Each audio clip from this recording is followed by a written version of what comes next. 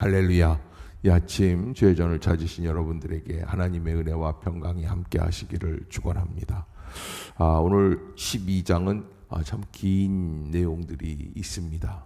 그래서 누가복음 12장 59절까지 약 60절 가까이에 있는 내용들인데, 이 12장 사람들이 많이 모이는 그런 유월절 행사 속에서 어떻게 하나님께서, 예수님께서 우리에게 주신 말씀의 저항이 어떠한 이야기냐라고 하는 것인데, 사람들이 많이 모입니다.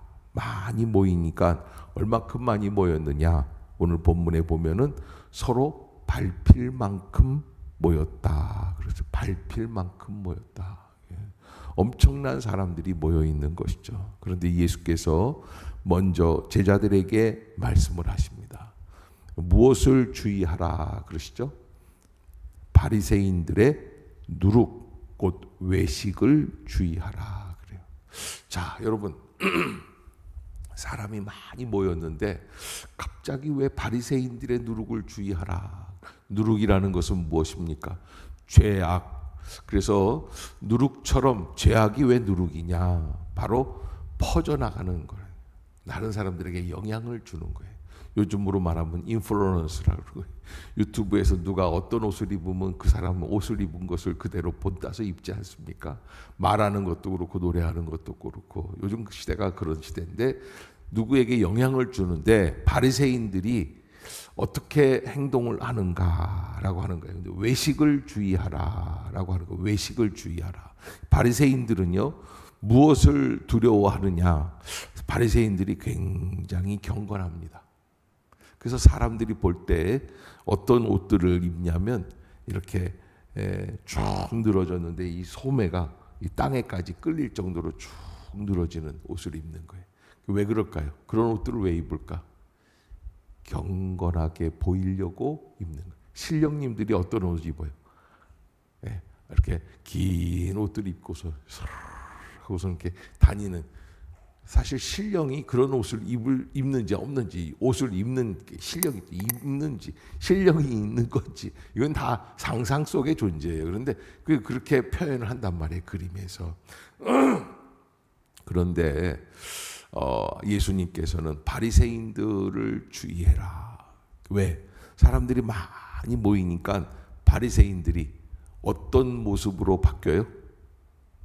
경건한 모습으로 바뀌기 시작해요. 왜 바뀌어요? 사람들을 의식해서 그러는 거예요. 여름에 집에서 반바지 입고 있다가 손님 오면 옷 갈아입습니까? 안 갈아입습니까? 요즘은 안 갈아입을 거예요. 옛날에는 다 갈아입었어요. 누가 오면 잠깐만 기다리십시오. 우선 얼른 갈아입고 나오고 그랬단 말이에요. 사람을 의식하는 거예요. 근데 사람을 의식하는 게 좋은 거냐 나쁜 거냐? 좋은 거예요, 나쁜 거예요? 여러분들은 아리까리한 거는 대답을 안 하는 습관이 언제부턴가 생겼어요. 사람을 의식하는 게 좋은 거예요, 나쁜 거예요? 한편으로는 좋은 거예요. 그런데 사람을 의식하느라고 누구를 의식하지 않는 거예요? 하나님을 의식하지 않는 게 나쁜 거예요. 그래서 예수님이 이렇게 사람들이 많이 모이니까 바리새인들이 내가 좀 사람들 앞에서 경건하게 행동해야지. 여기 사람들 앞에서라는 게 안 좋은 거예요. 우리는 누구 앞에 있어요? 하나님 앞에 있는 존재들. 그거를 잊지 말아야 돼요. 사람들 앞에서 어떻게 행동하는가, 이거는 우리에게 진정한 은혜와 능력이 될 수 없다는 거예요. 그래서 여기 오늘 본문에서 뭐라고 말씀을 하시냐면 2절, 3절, 인간이 가리우려고 하는 것, 이게 얼마나 부족한 것이냐라는 거예요. 2절, 3절 시작.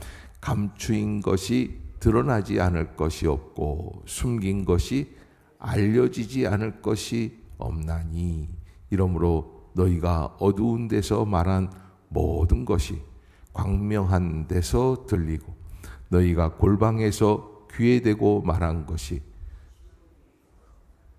아멘.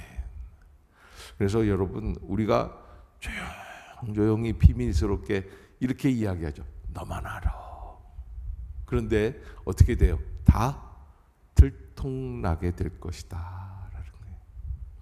그래서 사람들을 두려워하고 사람들을 의식해서 사람 앞에서의 모양대로 사람 앞에서 내가 어떻게 좀 잘해볼까 했던 것들이 사실은 이게 하나님을 두려워하지 않고 하나님을 의식하지 않는 사람이라면 들통나게 돼 있다는 거예요.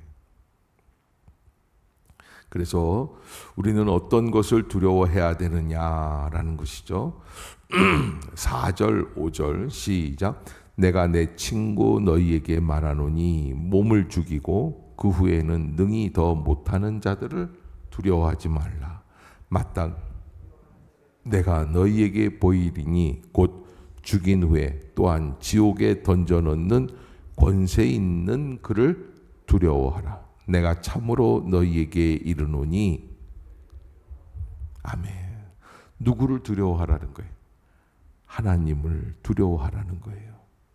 우리는 어떤 사람들을 두려워하냐면 몸을 죽이는 사람들을 두려워해요.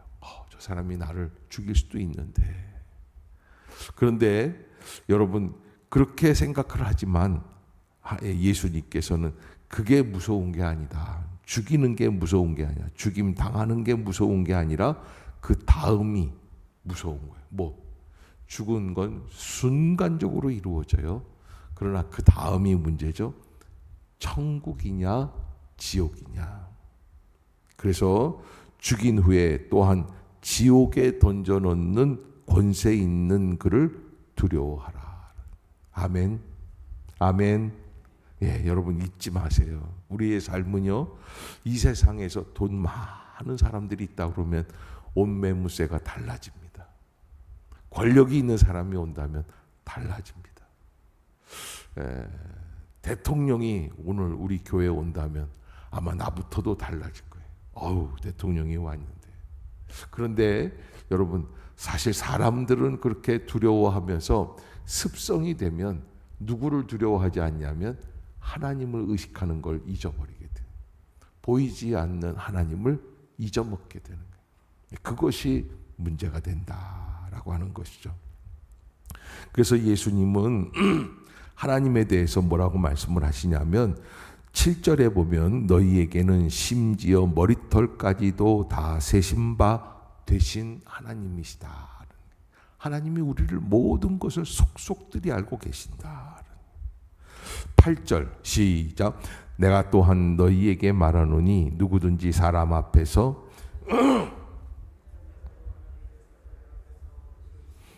사람들 앞에서 누구를 인정하는 거예요? 예수 그리스도를 인정하는 믿음을 회복하라라는 거예요. 사람들이 있으면 그래서 이게 우리 교회 안에서는 크게 문제가 안 돼요. 교회 안에서 구역끼리 식사하고 이럴 때는 다들 기도하고 먹죠. 제가 한 30년 됐나요? 그 왕십리에서 무학교에 있을 때인데 위에 그 교회 위쪽으로 대림 아파트가 있었는데 대림 아파트에 사는 부녀회에서 뭘 하냐면 에어로빅 댄스를 하고 그 해에 전국 대회에 나갈 준비를 하느라고 훈련들을 하더라고요. 이 엄마들이 대단히 열정적이에요. 근데 교회에서는 그렇게 열정적이지 않았던 엄마들인데 그 에어로빅 하는 데는 아주 열정이 있더라고요. 그러면서 이제 하루는 내가 그 음식점에 가서 식당에서 밥을 먹고 있는데 저쪽에서 지화자 좋다 이렇게 낮인데 한낮이에요. 근데 그 에어로빅 팀들이 와서 이제 회식하는 거예요. 합숙 훈련하면서 이렇게 춤추고 나와서 점심 먹으려고 하는데 삼겹살을 굽는데 뭐라 그러냐면 탁 하면서 소주잔을 다 해가지고서는 거기서 다 먹고 있더라고요. 우리 교회 교인들이 거기 3명이나 껴서 앉아가지고서 위하여 위하여 그러면서 착 해가지고서는 전국대회 우승 이러면서 마시더라고요. 거기서 나는 예수님 믿으니까 나는 이 잔은 안 마실게 이런 말을 해요 못해요? 못하는 거예요. 왜 못해요? 사람들이 자기 놀리는 게 두려워서, 조롱하는 게 두려워서, 믿음을 인정하지 못하는 거예요. 그 사람들 앞에서 잠깐 기다려, 나는 기도하고 밥 먹어야 돼, 이런 말도 못하는 거예요. 그래서 우리가 신앙생활할 때 나는 정말 내가 하나님 앞에서 이 신앙생활을 생활 속에서 인정하는 신앙생활인가라는 거예요. 여러분 얼굴 표정이, 목사님은 직업이 목사니까 그러니, 목사는 직업이라는 말을 쓰는 게 아니에요. 근데 목사라고 했기 때문에 이렇게 얘기하는 거예요. 그래도 목사니까 얘기하는 거지. 사람은 다 누구나 창피하면 외면하게 돼 있어요. 어느 그 연예인, 그 배우 이야기를 들어보니까 충무로에 가서 영화를 하면서 밥을 먹고 사는 그 사람들 틈에 끼어서 영화를 하는데 대학 졸업하고 10년을 돈을 못 벌었대. 맨날 하는 것마다 실패하고 영화판에도 배우로도 들어가지도 못하고, 어느 날 명동에 이렇게 지나가는데 저쪽에서 엄마가 친구들 4-5명이랑 같이 이렇게 쇼핑하러 나와가지고 이렇게 지나가더래. 그래서 엄마 나 점심값 좀 이렇게 하려고 그랬는데 엄마가 싹 외면하고 가더래요. 왜? 친구들이 네 아들 요즘 뭐하니? 다 물어보잖아요. 그런데 그 아들이 저쪽에서 걸어오는데 거지 같은 옷차림으로, 그리고 돈도 못 벌고, 그러니까 아예 아들을 외면하는 거예요. 그러나 그 엄마가 아들을 사랑하지 않는 거는 아니죠. 그러나 뭐하기 때문에 외면하는 거예요. 친구들 앞에서 창피하니까 외면하는 거예요. 근데 오늘 예수님이 우리에게 뭐라고 말씀을 하시냐면, 사람 앞에서 나를 부인하는 자는 하나님의 사자들 앞에서도 부인을 당할 것이다. 창피하게 생각하지 말아라. 왜 창피합니까? 여러분, 이게 세상 사람들이 살아가고 있는 가치관과 다른 신앙의 가치관이 있기 때문에 우리에게 조심하라는 거예요. 예수 믿는다는 것은 세상 사람들이 살아가는 방법과 다른 거예요. 그래서 예수 운동을 제대로 펼치려면 식당에서 밥 먹을 때 기도하고 먹어야 되겠어요? 기도 안 하고 그냥 다 밥을 갖다 주면은 아침과 동일합니다. 눈 깜빡하고 지나가야 되겠어요. 여러분들이 꼭 한번 잊지 마세요. 그래서 오늘부터는 경건하게 기도하고 식사하겠습니다. 아멘. 여러분 밥 먹을 때 기도하는 건 당연한 거예요. 아침 저녁 집에서 먹을 때는 기도해요. 그러나 밖에서 먹을 때도 기도하는 거예요. 기도 훈련부터 해야지.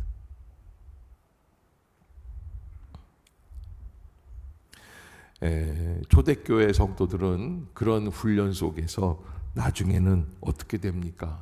12제자들이 다 순교해요. 12제자만 순교하는 게 아니라 70인제자 120명의 제자들도 다 순교하게 됩니다. 그래서 11절, 순교를 준비하는 신앙을 가져라라는 거예요. 시작. 사람이 너희를 회당이나 위정자나 권세 있는 자 앞에 끌고 가거든 어떻게 무엇으로 대답하며 무엇으로 말할까? 그 정도로 위기에 어려움이 있는 신앙을 지금 예수님은 말씀하고 계시는 것이다. 사실 예수님이 대제사장 가야바의 뜰에서 신문 받고 계실 때 이 말씀에 넘어진 사람이 있죠. 누구예요? 베드로, 사도 베드로. 예수님, 너도 예수님의 제자가 아니냐? 아니야, 나는 아니야. 그러면서 예수님을 부인했단 말이에요. 베드로가 예수님을 부인하는 그 순간 누구를 두려워하는 거예요? 사람을 두려워하는 거예요. 하나님을 두려워한다면 사람들 앞에서 예수 그리스도를 인정할 수밖에 없는 거예요. 이것이 우리에게 있어서 굉장히 큰 어려움이고 안타까움이고, 일본의 나가사키라고 하는 동네에 가보면 유독 가톨릭 성당들, 교회들이 많이 있어요. 교회들도 많이, 나가사키에는. 근데 나가사키는 순교자가 많이 나온 지역으로 또 유명해요. 네덜란드 사람들 뭐 이런 사람들이 와서 지금부터 400년 전, 300년 전 복음의 씨앗을 뿌리는데 그 일본에 있는 왕들이 그 나가사키 지역은 개방을 해줬어요. 왜? 그 정도는 해줘야 그 서양 문물을 받아들일 수 있기 때문에. 그래서 거기에서 많은 믿음의 사람들이 생기고 전국적으로 수만 명, 수십만 명으로 번져나가는데, 그렇게 번져나가려고 할 때마다 일본 왕들이 어떻게 하느냐? 죽여버리는 거예요. 그래서 우리나라에도 천주교 박해 사건들이 뭐 기우사, 신의 사회 이런 뭐 이렇게 있잖아요. 그 핍박하는 그게 있었던 사건들이 있었어요. 그런 것처럼 일본도 그렇게 해서 수만 명이 죽어요. 5천 명씩 죽고 그래요. 그래서 나가사키 지역에 가보면 그런데 거기에서 이제 그 유명한 침묵이라고 하는 그런 순교지에서 나오는 이야기를 가지고 소설을 쓰는 그 소설이 나오는데 사람이 순교를 할 수 있는가? 근데 그 신부를 이제 소설로 얘기를 한 거예요. 어떻게 하냐면 자기를 믿고 따르던 신도들을 데려다가 죽여요. 바닷물이 들어오면 바닷물에 기둥을 묶어놨다가 그 바닷물에 익사해서 죽게끔 거꾸로 매달아서 죽이는 거예요. 그 죽어가는 모습을 들으면서 신부가 너 이래도 예수를 부인할래 안 할래? 그러니까 이게 여러분 이게 인간적인 심리로 생각을 하고 이렇게 하면은 이런 생각이 드는 거죠. 야, 내가 한 사람 부인하면 저 많은 사람들이 살 수 있는데라고 하는 거예요. 그래서 그 신부가 그 안에서 겪는 갈등을 소설화한 건데, 아무튼 여러분 우리가 인간을 생각하면 예수님을 인정하지 못할 때가 있어요. 나를 생각하면 예수님을 인정하지 못하게 돼요. 그러나 우리의 신앙, 이 더운 여름날 우리가 여기에 나와서 기도하는 그 전적인 이유가 어디에 있어요? 나를 극복하고 나의 욕심을 극복하고 누구를 바라보자는 거예요. 예수 그리스도를 바라보자라고 하는 것이죠. 그런 면에서 우리는 여기 모든 말씀들이 15절에도 그들에게 이르시되 삼가 모든 탐심을 물리쳐라, 그렇게 말씀을 하시죠. 탐심을 물리쳐라. 왜? 어느 한 사람이 와서 예수님에게 형하고 유산 상속하는 것 좀 판단해 달라고 하니까 왜 나한테 그런 걸 갖고 와서 하느냐? 너 유산 줘. 저도 그 생각이에요. 받을 유산이 있습니까? 유산 갖고 싸우지 마세요. 제가요 여기까지 오면서 목회를 20대 중반에서부터 시작을 해가지고 40년 가까이 돼 있어요. 한 38년 이렇게 돼 있어요. 근데 그동안에 유산 받아서 인생을 성공시킨 사람은 한 명도 못 만났어요. 한 사람도 없어요.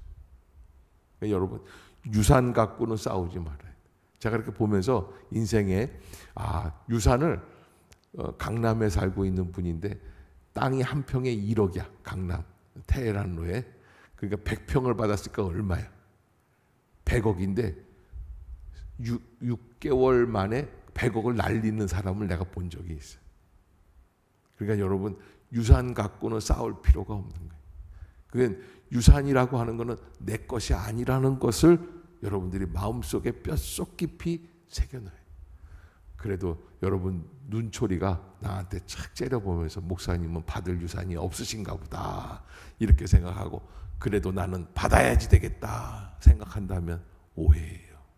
물질이라는 거는 하나님이 내게 갖다가 주셔야지만 내가 받을 수 있는 거예요. 아멘. 그래서 물질을 받기 위해서는 하나님 앞에서 여러 가지로 물질과의 갈등을 극복해야지 돼. 그러니까 예수님이 뭐라고 그러시면 탐심을 물리쳐라라고 하시는 이 말씀도 그런 의미야. 탐심을 갖고 있으면 복이 온다 안 온다? 안 오는 거예요. 예. 돈을 아주 이렇게 욕심스럽게 탐욕스럽게 바라보고 그냥 이 돈을 가져야지, 내가 이 돈을 모아야지 이러고 있으면 돈이 모아질 수가 없다는 거예요. 무슨 얘기를 해도 돈을 모으지 말라 그러면 여러분들은 고개를 숙이고서는 그러는데, 아무튼 우리가 정말 두려워해야 될 것은 무엇이냐라고 하는 것인데, 여기 21절에 보면은 어리석은 부자의 결론에 대해서 이렇게 얘기를 하세요. 부자가 돈을 많이 모으고 농사가 잘 돼서 창고를 더 늘리려고 그러는데, 오늘 밤에 내가 너를 도로 찾겠다, 너의 영혼을. 그러면서 이제 21절 시작. 자기를 위하여 재물을 쌓아두고 하나님께 대하여는 부여하지 못한 자가 이와 같다. 자기를 위하여서는 재물을 쌓아둬. 그런데 너 하나님을 위해서는 얼마나 썼니? 라고 하는 질문이에요. 그것이 우리 앞에서 딱 부딪히는 문제가 되게 되어 있어요. 여러분들이 꼭 잊지 마시고 오늘 주신 말씀들을 기억하면서 나는 누구를 두려워하는 인생을 살아가고 있습니까? 무엇을 얻기 위한 인생을 살아가고 있습니까? 무엇을 갈망하고 있습니까? 한 번 더 짚어볼 수 있는 아침이 되시기를 주의 이름으로 축복합니다. 기도하겠습니다. 사랑의